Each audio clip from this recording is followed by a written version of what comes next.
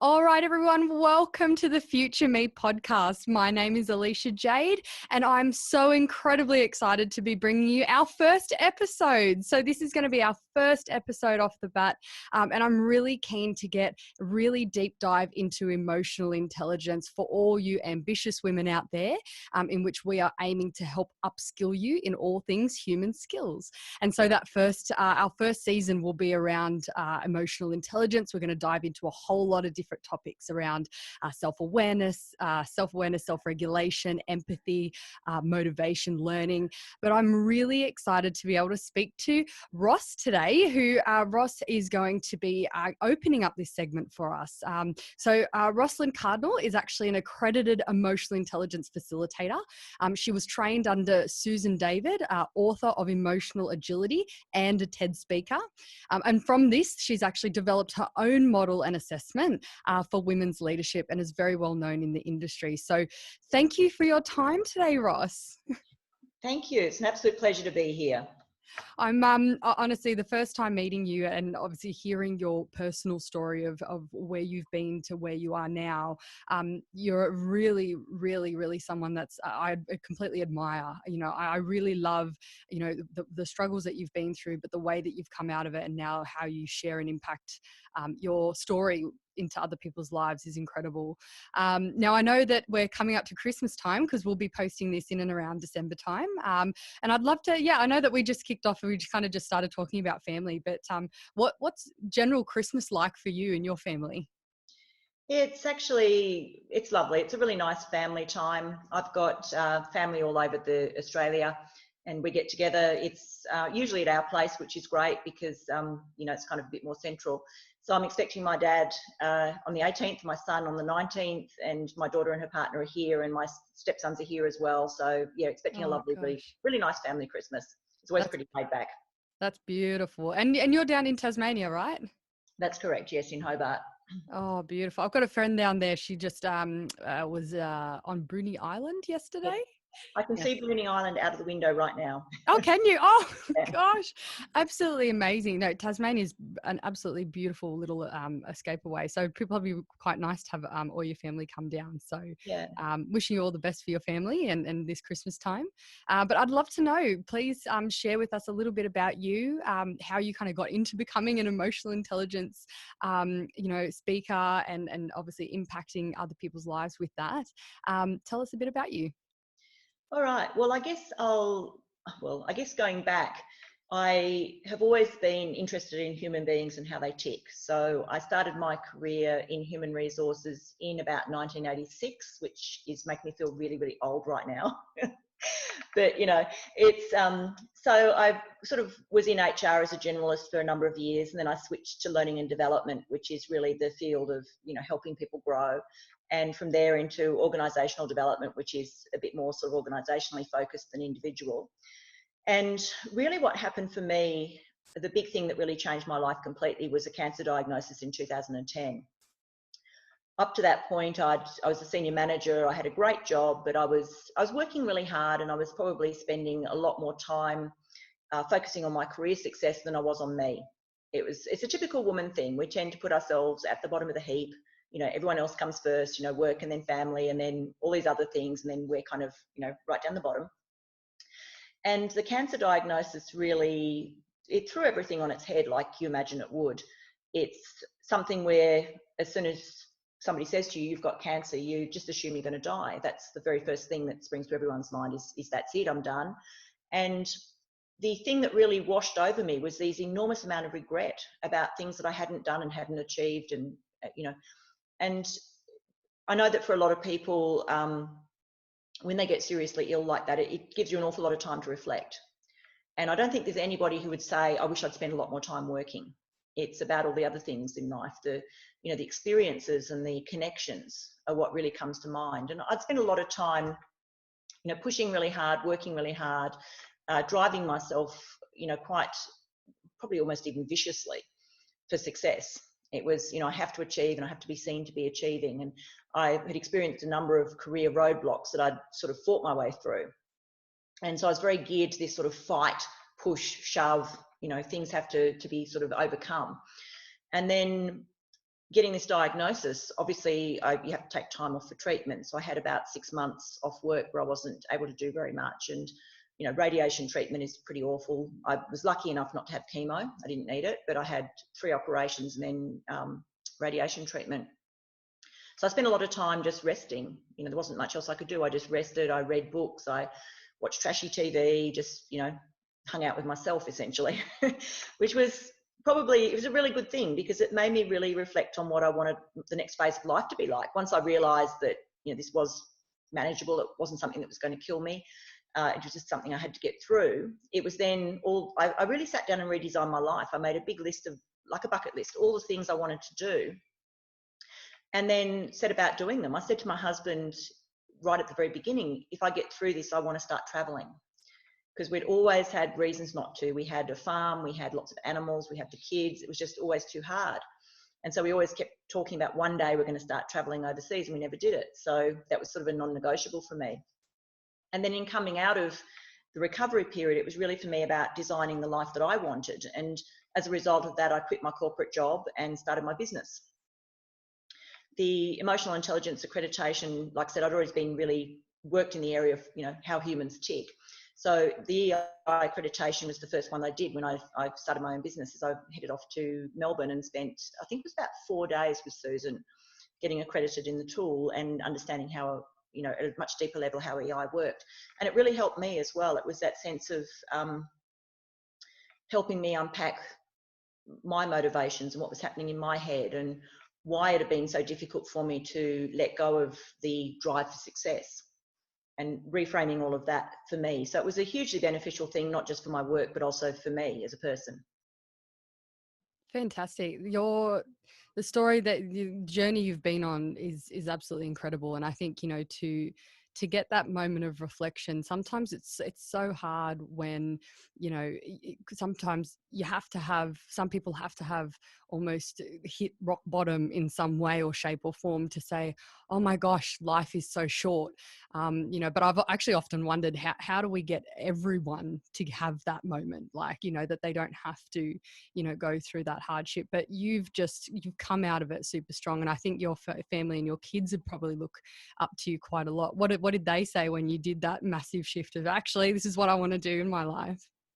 It's been interesting. Certainly my kids have all sort of felt that it was really quite inspiring for them. And for them, I mean, they've grown up around things like values and motivations and, emotional intelligence. And it's just been really interesting watching them grow and thinking about, for me too, it's one of those things where I think I wish I'd known what they know when I was their age. I've seen them make some really fantastic values-based decisions around what they're doing with their lives, which has been wonderful. So it's been fantastic to influence them in a really positive way. My daughter's actually, she works locally in Hobart, and she comes along to everything that I run. So every time I do anything, advertise anything, she's like, Mum, can I come to that? Oh, that's so good. So she's learning and growing, and it's been really great. It's one of those things where changed my life, and it changed the lives of my family as well in a lot of ways. It was, and you're right, people sometimes have to hit rock bottom. I get coaching clients who come to me, usually not with a really serious illness, but it's around things like some real crunch in their career, or something that's happened where they've had some really devastating feedback, for example, where they've suddenly realised they've got to turn things around. Yeah. No, that's and we all go through it, right? I think we get to that point. It's you either have people that have that general self-awareness that can kind of sort of steer the ship a little bit, or some other people, like I can definitely imagine some in my family where they have to hit they have to touch the hot stove before realizing that it's hot. Yeah. You know what I mean? So I think it's but look, I mean, we're all on a completely learning journey. But I know that so thank you for being vulnerable to share that. I really, really appreciate that. And I think that, I'm really excited to sort of dive into emotional intelligence to gain your understanding. So please let us, what's your sort of definition of what is emotional intelligence? I really like the Mayer and Salovey definition. So they're the originators of emotional intelligence theory, and they talk about it basically about problem solving with and about emotions, which I think is really lovely. It's that sort of sense of bringing emotions into our problem solving. It's that sense of being able to understand what's happening in our emotional space and use that information as part of it's like a piece of data when we problem solve. We tend to a lot of people want to push the emotions aside and just make decisions using logic and fact. But when we recognise that emotions are a big part of, decision making, we take them away and we remove the humanity from the decision. And I just love that sort of definition of, really just problem solving with and about emotions. Yeah, that's really, I like that. Nice and short, sharp, simple and sweet. Do you think that there is a lot of like leaders coming that are out now, I guess a new wave of leadership that are have a lot more emotional intelligence, or do you think we're still quite behind in the 8 ball? What have you seen with some of the people you've worked with? It's like any skill. People have varying degrees of ability in it. Emotional intelligence is something we learn. It's actually quite easy to learn. It's one of the things that surprises people is how easy it is to actually learn how to do it.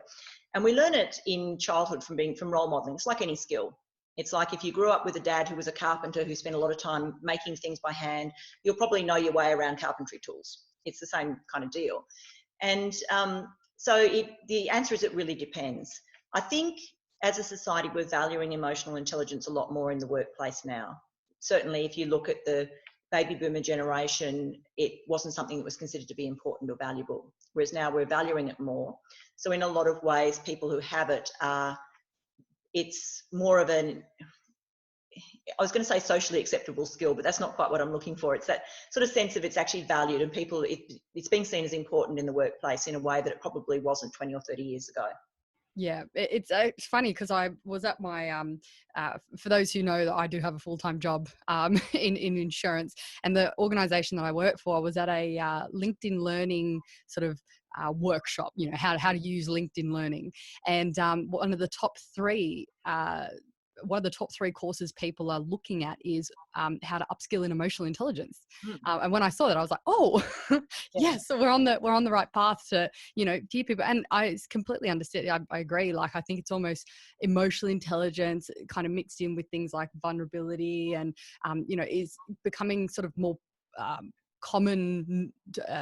I don't want to say like pop words, but they're can't think of the words, but they're just becoming so common in conversations with people now. And I think it's a good thing, things like resilience, vulnerability, self-awareness. So it's really good. What in terms of workplaces, what does good and not so good look like when it comes to emotional intelligence? So even as a woman in business, which is the people that are listening, I'm a woman in business, whether I run my own business or whether I'm a leader within an organization. What does good look like and not so good? What it looks like is when you think about leaders that we've really resonated with, leaders who have been the kinds of people that we'd want to be with, the leaders people want to follow. It's because of their level of emotional intelligence. It's that connection you get from them. And what good EI feels like in a relationship between humans is that feeling of being heard and valued.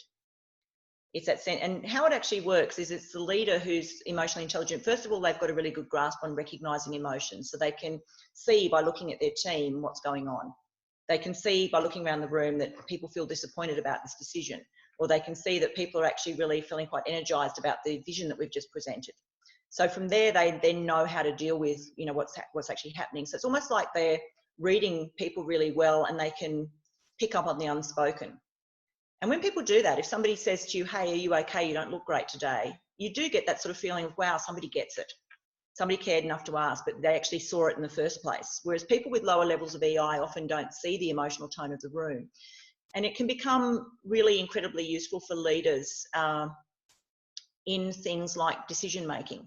Being able to look around the room and go, I've just told the team about this decision. I can look around the room and see if they don't agree. And then we've got to do some more talking. We've got to do some more listening. We've got to do some more consulting here. As opposed to looking around the room and going, people are totally on board with this. And it's that sort of disconnect between what we say and do physically as opposed to what is actually going on in the emotional realm. And just to give you an example, I remember being in an executive team meeting once where I can't remember what the decision was about, but it was one of those really big things for a business. It was a new direction. And everyone around the table signed on and agreed and said, yes, they were going to do that. And I was walking out of the room behind two of the general managers, and one turned to the other and said, over my dead body, I'm doing that in my division. Yeah. And being able to sort of read that sort of tone and be able to see, you know, in the room that there were people who weren't buying into that decision would have saved an awful lot of hassle, because then we could have sort of circled back and gone, actually, we need to do some more work here. It's not quite there. The other thing where I see it play out too is leaders who say to me, because I get a lot of leaders coming to me for coaching with issues with people, and they'll say to me something like, you know, my best person resigned yesterday and I never saw it coming. I'll be like, wow, okay, you never saw it coming. And they'll say, well, yeah, 6 months ago they said they weren't happy, but, you know, I didn't think anything of it. And it's that being able to sort of track that emotional health of your team and know how people are feeling and what's going on for them. It's all that unspoken stuff. And that's what really connects us with people and makes us a resonant leader. That sense that people want to be led by you because they trust you, they feel safe with you. And they feel safe with you because they feel truly understood and heard, is really what it's about.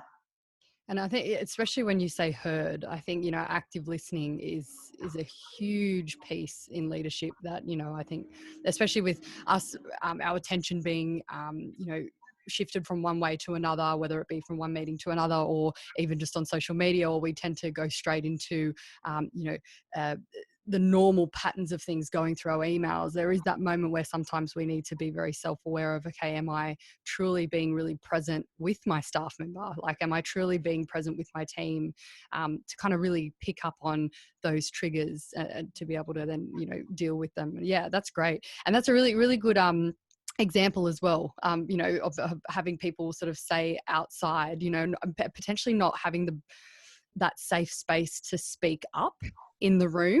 Whereas I feel that, you know, some of the high EI leaders that I've got in our organization, they have already created that safe space so that people can feel comfortable to say, you know what, I actually don't really agree. So yeah, no, that's good. And it's also about asking people how they feel as well as what they think. So you might get a situation where you've made a decision and logically it makes total sense for the organisation. Like, people might say, I totally agree logically that we need to downsize because we haven't got any money, for example. They're telling you what they think, but when you explore how do you actually really feel about that decision, that's a whole different kettle of fish. We might say yes because we logically agree, but inside, you know, when you ask people how they feel about it, they might say, well, yeah, I get it, logically we have to do this, but I'm so disappointed, or I feel so let down, or I feel so not valued because you're telling me that I don't have a job anymore. So emotions are so, they're so complex and they're so part of who we are as humans, but we try to, in the workplaces, often ignore them. It's like, you know, as long as we can convince people through logic, everything's going to be okay. But if you sort of separate, you know, what you think from how you feel, they can be completely different. Yeah, wow. That's a very, very true. Emotions playing a huge part. Absolutely. Especially in those relationships, you know, whether they're strong relationships that last a long time or whether they're just quick ones. I guess talking about, you know, talking about sort of the now and what that good looks like. What does self-awareness, I guess, mean to us when it comes to winning that battle of relevance into the future? So some of the stuff that we talk about is around, you know, trying to be relevant with all this completely changing and dynamic world that's coming about. There's a lot of conversation around us losing jobs because of automation, you know, nanotechnology improving, you know, things like that. So for us, I guess the question I want to understand or dive into a bit more detail with you is, you know, what is the benefit of learning this now, and also how will that help us to stay relevant in the future? I actually ran a winter summit in August, and the topic was the future of work. So we had leaders coming in and talking about what they thought the future was going to look like in their industry. And the key thing that came out of all of the conversations, we pulled it all together at the end in a sort of summary, was that the things that will never be able to be replaced by artificial intelligence are things like empathy, courage, creativity, imagination, those things. And those sit in the realm of emotions. They really do. It's one of those things where our logical thinking brains can probably be replaced by something else, but it's that sort of whole human emotion part. And EI, again, going back to the Mayer-Salovey model, it's recognising emotions, using emotions, understanding emotions, and managing emotions. And those things, when you think about it, if we can master those, we've become irreplaceable. You know, we can't be replaced. If we're working on a production line, we can be replaced by a robot. We've seen that already. We're seeing, you know, artificial intelligence starting to do a lot of the things that humans are doing right now, and in the future they're probably going to start taking over those functions. But the bit that can't be replaced really is that what really makes us human. It's that human connection, the empathy, I love the bit about creativity and imagination and all of those things, because those are the bits that are uniquely human. That's it. And it's actually creativity. It's interesting. That's only starting to come into the conversation now. There's a chick in my team, which I'm actually excited to be able to see if she can jump on one of these podcasts. She does deep dives into creative intelligence and creative friction, and how does creativity start to help problem solve business, business problems in the workplace. So it is a broad spectrum completely when it comes to emotional intelligence. I think that's really good. And I guess to know that, what are your top tips to become to increase someone's emotional intelligence? The first part of it is about recognizing emotions, and that's something you can learn to do relatively easy. It's about pattern recognition. So when you see that faces make a certain expression when we're happy, we smile and we get crinkles in the corners of our eyes. It's just a pattern, and once you've seen the pattern, you can recognize it again in other people. So a task I give clients is to do things like watch a movie that they've not seen before with the sound off, and see if they can work out what's going on from body language and facial expressions. And then, watch it again with the sound to sort of see how you went. Kids love it. It's a great activity for little kids. They think it's great. So things like that can help improve it. It's checking in. So I've got clients who, when they're in a meeting, they'll use the agenda points as a reminder to just look around the room and see how people are feeling. So when we've finished an agenda item, you tick it, but you also look around and just check in and go, how do I think people are feeling? There's using emotion, which is about how we use our emotions to help facilitate our work. Everyone's had that experience of sitting down to do something and going, I'm just so not in the mood for this. And we've got choices. We can put it off for a different time. We can plow ahead anyway, which is what most people will do. Or we can go, how do I shift my emotion to be, to help me perform this? If I need to feel really creative, I actually need to be in an upbeat kind of mood. I need to feel very positive to be really creative. So if I've got to do a creative piece of work, how do I feel positive? Maybe I listen to some music, or I go outside for a quick walk, or I meditate, or I ring up my husband and have a chat. It's how do we shift our mood? And then understanding emotions is understanding the nuances and the subtlety, which can, again, that's a practice thing. It's pattern recognition. It's knowing that if this, it's if this, then that. And finally, the managing emotions is, and I'll give you a simple framework for it. It's called going to the emotion and going through the emotion. So going to the emotion is being able to give it a name and understanding where it's coming from. And then going through the emotion is, what do I need to do to feel better about this? Or what do I need to do to change this? So it becomes quite, first of all, reflective, what's going on for me, and then action oriented, which is, now what am I going to do? So that's kind of the simple, I guess, the simple framework for EI and understanding how it all works. And like I said, it's quite easy to develop. It's something that I've coached leaders who have been really struggling in that space into becoming quite, emotionally intelligent, in touch with what's going on in their team, and become much better leaders because of it. It's pattern recognition, it's strategy, it's practice. That's fantastic. That is great. And I think I'm going to start doing that with my agenda items now. Is putting in a bit of a notebook, because I would never have thought of being able to do that, because that's super practical and super easy.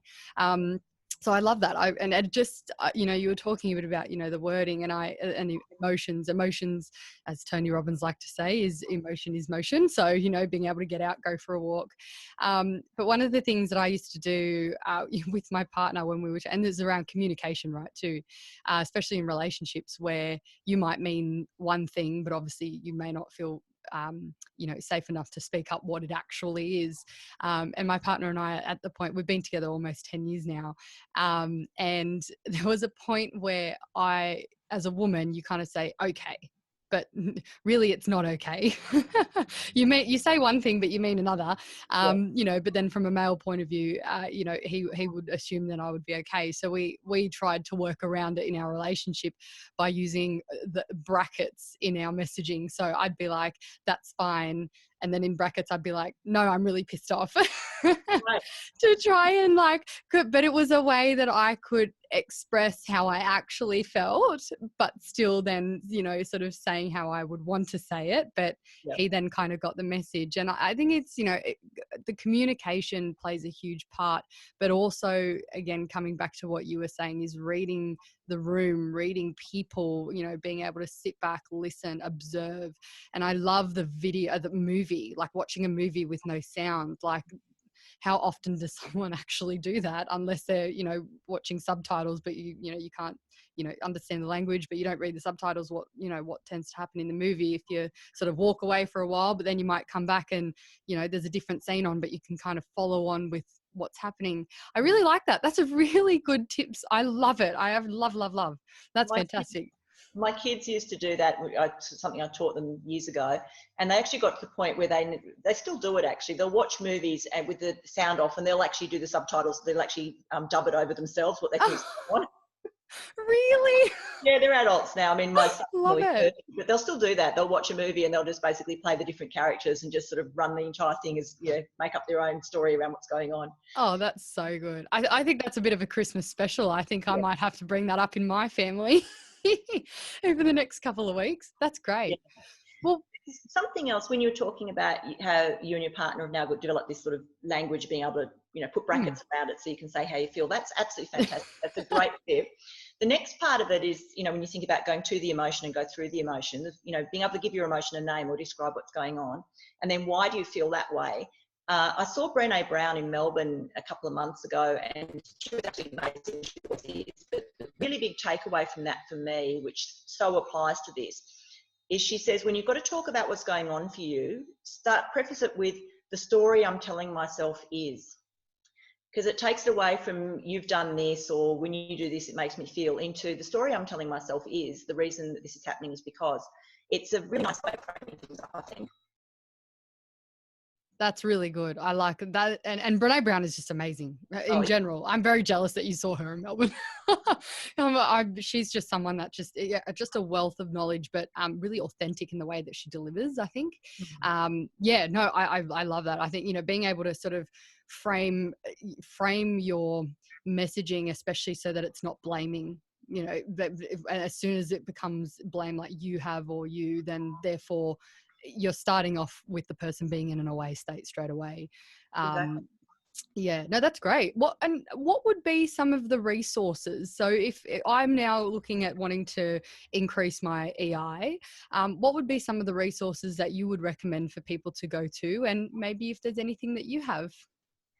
Well, we actually have on our website at the moment, if you sign up for our newsletter, there's a free 4-part training on emotional intelligence.